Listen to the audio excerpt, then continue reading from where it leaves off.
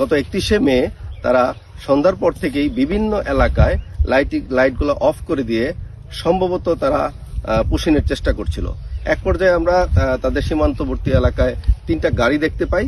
সেখানে বেশ কিছু জনবল, আমরা আশঙ্কা করছি 100 থেকে 120 জন লোককে তারা গাড়ি থেকে নামায়। তো তারপর থেকে আমাদের তৎপরতা আরও বৃদ্ধি করি।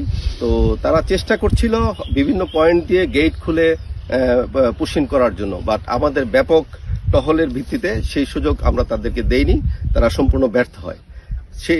তথাপিও রাত 3টা থেকে 4টার দিকে আপনি দেখতে পাচ্ছেন এখানে কিছু ঝোপঝাড় দেখা যাচ্ছে, সেই বরাবর একটি গেট রয়েছে। সেই গেট দিয়ে 10 থেকে 12 জনের একটি ছোট্ট দলকে তারা গেট দিয়ে ভারতের অভ্যন্তরেই তারা ঠেলে দেয় বা বের করে দেয়।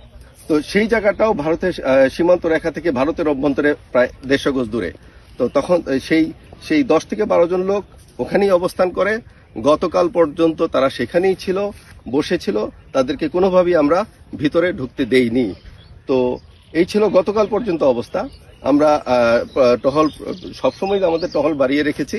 তো আজ সকাল থেকে যা দেখছি এই এলাকায় বা ওই যেখানে ওই 10 থেকে 12 জনের যে একটি ছোট্ট জনবল ছিল, তাদেরকে কোনো মুভমেন্ট বা তাদের কোনো আনাগোনা দেখতে পাচ্ছি না।